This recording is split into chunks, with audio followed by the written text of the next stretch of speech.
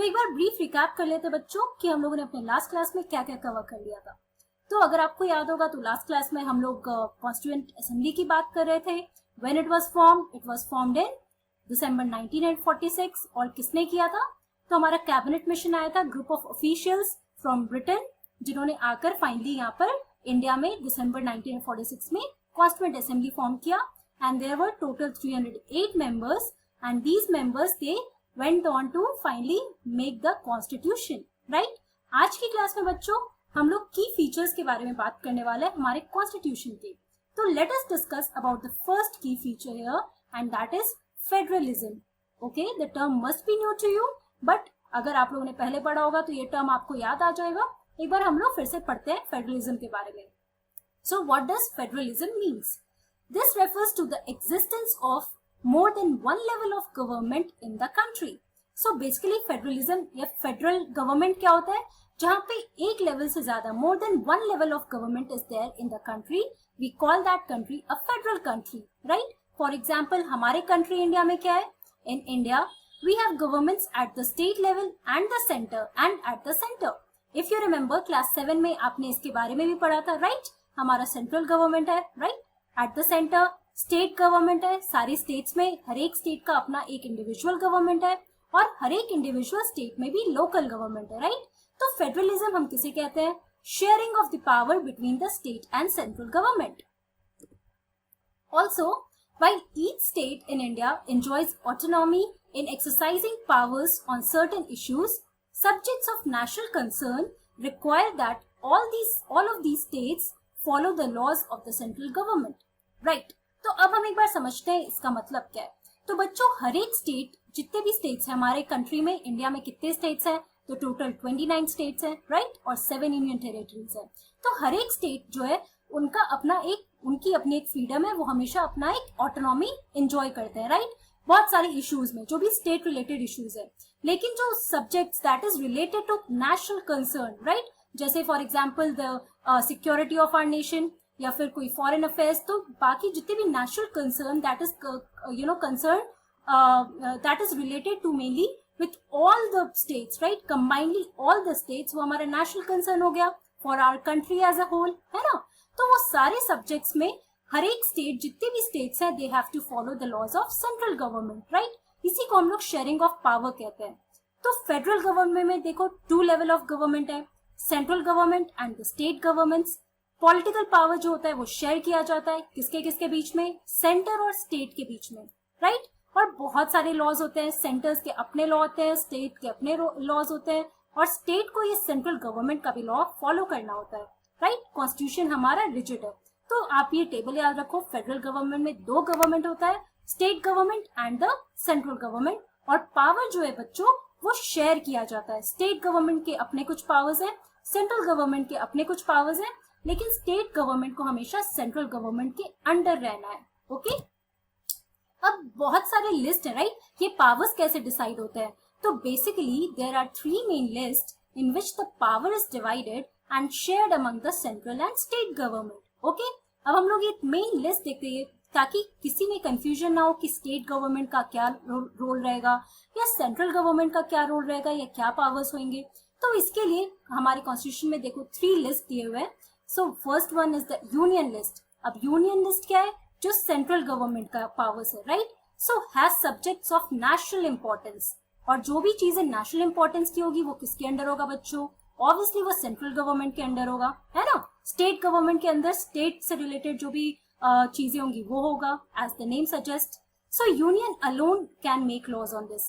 तो जो भी चीजें यूनियन लिस्ट में होंगे बच्चों, वो हमारा सेंट्रल गवर्नमेंट ही उस पर सारे लॉज बनाएगा। एग्जाम्पल के लिए defence, banking, currency, foreign affairs, communication. तो ये कुछ एग्जाम्पल्स है हमारी यूनियन लिस्ट के। अब स्टेट लिस्ट में क्या है? It has the subjects of local and state importance. तो जो भी लोकल या स्टेट इंपॉर्टेंस के सब्जेक्ट्स होंगे वो सारा स्टेट लिस्ट में आएगा। State government alone can make the laws. तो स्टेट इंपॉर्टेंस की जो भी चीजें हैं वो हमारा स्टेट गवर्नमेंट उस पर लॉज बनाएगा, ओके? एग्जाम्पल के लिए police, trade, commerce, agriculture, irrigation of particularly different states. तो ये सारे एग्जाम्पल्स हैं इस स्टेट लिस्ट के। अब हमारा थर्ड लिस्ट क्या है? Concurrent list. It has the subjects of common interest both to center and the state. तो ये कंकरेंट लिस्ट देखो बच्चों, यहाँ पे शेयरिंग ऑफ पावर आपको दिख रहा है, जहाँ पे सेंटर और स्टेट दोनों के बीच ही पावर शेयर किया जाएगा. Both the center and states can frame the laws here. Okay? Education, forest, trade, union, marriage, adoption, succession. तो ये सारे एग्जाम्पल्स हैं आपके कंकरेंट लिस्ट के. I hope the point is clear here कि कैसे पावर्स जो है डिवाइड भी किया गया है और ये शेयर भी किया जाता है between the state and central government. अब दूसरा फीचर क्या है बच्चों? The second feature is the parliamentary form of government. Late us understand what is that. So parliamentary form of government or the cabinet system is an important and popular form of government in modern democratic countries. तो parliamentary form of government ये काफी popular और important form of government है. If you remember जब हम लोग right to equality की बात कर रहे थे, हम लोगों ने क्लास 7 में equality chapter पढ़ा है, right? तो आप देखो parliamentary form of government क्या होता है, जो representative government होता है, right? इसमें हम लोग अपने representative को choose करते हैं. तो हम लोग इसके बारे में आगे पढ़ते हैं. So it is popular form of government in modern democratic countries. In this, representatives are elected by the people. Again, one more important point. सबसे main feature क्या है हमारे parliamentary form of government का? तो यहाँ पे जो representative है, they are elected by who? We people, right? तो आप ये chain देखो. ये जो voters हैं, कौन है? Individuals, the citizens of our country. अब ये किसको choose करते हैं? The members of the lower house in parliament. तो हमारा parliament, आपने parliament term भी पढ़ा है, right? 7 में ये सारी terms आप पढ़े हो. तो जो भी members, जो भी representative हम लोग choose करते हैं, they are the members of this lower house of our parliament. और उसमें से कौन choose होता है? हमारे जो prime minister होते हैं, है ना? prime minister का कौन होता है? अपना cabinet members होते हैं, right? और ये हमारा parliamentary form of government होता है, जहाँ prime minister होता है, cabinet ministers होते हैं, and the government department or agencies, right? They all then work for the government and they make laws and everything for the people, right? तो ये हमारा ऐसे सिस्टम वर्क करता है parliamentary form of government में. अब इसका एक important part क्या है? So Constitution of India guarantees universal adult suffrage for all citizens. Now you are also aware of this term universal adult suffrage, क्योंकि हमने equality के चैप्टर में पढ़ा था the term that is right to vote. अब हम लोग देखते हैं what is that. The Constitution provides for all in universal adult franchise, right? So it means that every citizen who is 18 years of age or more is entitled to cast his or her vote irrespective of his caste, creed, sex, religion or birth of place. तो universal adult franchise में क्या होता है बच्चों?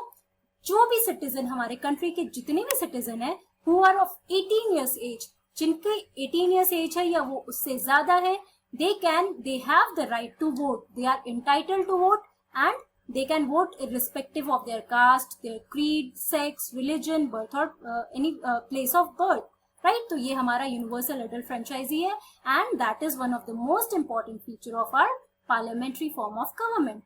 Okay? अब हम देखते हैं अपना यहाँ पर तीसरा जो हमारा important feature है, that is the separation of powers. अब ये देखते हैं इसमें क्या है. देखो बच्चों, ये सारे फीचर्स जो आप अभी पढ़ रहे हो ये आपने क्लास 7 में पढ़ा है, राइट? आप कनेक्ट कर सकते हैं क्योंकि हम लोगों ने इंडिविजुअली चैप्टर्स में भी इनको डील किया है, राइट? सो आप देखो ये सारे टर्म्स आपके लिए नए नहीं है, but you have to revise this to understand the importance of constitution and its key features. Okay, तो यहाँ पे देखते हैं separation of powers. According to the constitution there are 3 organs of the state. Let us see what are these organs. In order to prevent the misuse of power by any one branch of the state, the Constitution says that each of these organs should exercise different powers. तो हमारे Indian constitution में 3 organs of state है, right? 3 branches है हमारी government के. And what are this? So it is to prevent the misuse of power. Why we have why this has been separated? हर एक organ को अपना एक power क्यों दिया गया है? So that कोई एक ऑर्गेनाइजेशन या एक ब्रांच जो है it should not misuse the power, right? So constitution says that each of these organs should exercise different powers. Now first of all let us understand what are these 3 branches and उनके क्या क्या individual separation, what are their separated powers, right? तो constitution में देखो यहाँ 3 branches हैं, legislative branch, then the executive branch and third one is the judicial branch. और अगर आपको याद होगा क्लास 7 में आप लोगों ने ये पढ़ा भी है कि आपने अपने चैप्टर में देखा था, जो गवर्नमेंट चैप्टर है, तो उसमें हम लोगों ने देखा था कि कॉन्स्टिट्यूशन में ये सारे 3 ब्रांचेस हैं, लेजिस्लेटिव ब्रांच है, एग्जीक्यूटिव ब्रांच है एंड जुडिशियल ब्रांच है. Late us understand their power here. So in constitution legislative branch में देखो क्या आता है, हमारा parliament, that is the cornerstone of the constitution. Parliament में क्या है, राज्यसभा एंड लोकसभा, राइट. हमारे 2 पार्ट है, एक है लोकसभा है और एक राज्यसभा है, जिसमें जो हमारे इलेक्टेड रिप्रेजेंटेटिव है हमारे लोकसभा में होते हैं, राइट. अब एग्जीक्यूटिव, एग्जीक्यूटिव कौन है, तो सबसे हाईएस्ट रोल किसका है, हमारे प्रेसिडेंट का. He is the nominal, right. मतलब समझने के लिए द मोस्ट इम्पोर्टेंट, हमारे इंडियन कॉन्स्टिट्यूशन में जो सबसे पावरफुल है वो हमारा प्रेसिडेंट होता है, ओके. और जुडिशियल में कौन है, तो हमारे सुप्रीम कोर्ट्स. तो ये सबसे highest, the apex court of हमारी कंट्री का है सुप्रीम कोर्ट. अब एक एक करके इनके पावर्स को समझते हैं. सो लेजिस्लेटिव क्या होता है, the legislature refers to our elected representatives. तो हमारे जो लेजिस्लेटिव में लोग हैं हमारे इलेक्टेड रिप्रेजेंटेटिव होते हैं, जिनको हम अपने इलेक्शंस में वोट के थ्रू इनको इलेक्ट करते हैं. और ये पार्लियामेंट में लोकसभा और राज्यसभा में होते हैं. और यही लोग हैं बच्चों जो लॉज बनाते हैं, right. These are the people who make the laws. Now what happens in executive branch, the executive is a smaller group of people who are responsible for implementing laws and running the government. अब executive में जैसे हमारे prime minister, उनके council of ministers, president, ये सारे लोग हमारे executive branch में आते हैं. ये क्या करते हैं, जो भी लॉज बने हैं उनको ये इम्प्लीमेंट करते हैं, राइट. ये सारे लॉज ये लोग पास करते हैं finally, and they are responsible for running the government. अब जुडिशियल ब्रांच में कौन आता है बच्चों, so it refers to the system of courts in this country. तो आप लोग सुप्रीम कोर्ट का नाम सुने होंगे, फिर आपने हाई कोर्ट का नाम सुना होगा, है ना. आपके अपने अपने डिस्ट्रिक्ट में भी कोर्ट होता है, डिस्ट्रिक्ट कोर्ट होता है, हाई कोर्ट्स होते हैं, हर एक स्टेट में अपने हाई कोर्ट्स होते हैं. और फिर हमारा जो सबसे मेन जो एपेक्स कोर्ट है वो है हमारा supreme court, the most powerful, right. तो ये क्या देखते हैं, जितने भी कोर्ट्स हैं, जितने भी हमारे सुप्रीम कोर्ट्स हैं, तो इसमें जो जजेस होते हैं, जो भी लॉज पास हुआ है वो देखते हैं कि हमारे कॉन्स्टिट्यूशन के अकॉर्डिंग पास हुआ है कि नहीं. तो बेसिकली इनका ये रोल होता है. तो आपने देख लिया कि कैसे लेजिस्लेटिव में, कैसे एग्जीक्यूटिव में और जुडिशरी में पावर को डिवाइड किया गया, right. Now each have been given their own powers and their own role, कि लेजिस्लेटिव में जो लोग हैं वो लॉज बनाएंगे, एग्जीक्यूटिव वाले लोग जो में एग्जीक्यूटिव ब्रांच में जो लोग रहेंगे वो they are responsible for implementing और पासिंग दोज लॉज. और जुडिशरी में that is the system of court that will see that all the laws that have been passed is working according to our constitution, okay. तो in short बच्चों आज की class में हम लोगों ने क्या पढ़ा, हम लोगों ने कॉन्स्टिट्यूएंट असेंबली के बारे में पढ़ लिया था. उसके बाद हम लोगों ने देखा की features of our Indian constitution. The first one was federalism, that is the sharing of power between the central and the state government. The second one was parliamentary form of government.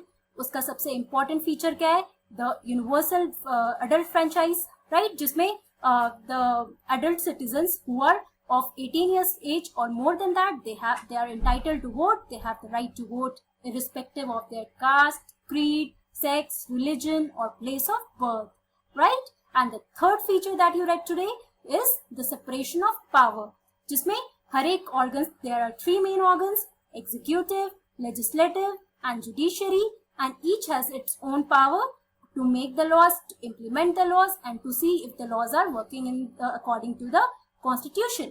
तो बच्चों आज की class में इतना ही. Next class में हम लोग और फीचर्स के बारे में बात करने वाले हैं और उसके बाद ये वो हमारा लास्ट क्लास होगा और हम लोग देखते हैं कि और कौन कौन से की फीचर्स है हमारे इंडियन कॉन्स्टिट्यूशन के. Okay, till then that's all for today. Thank you very much. Have a nice day.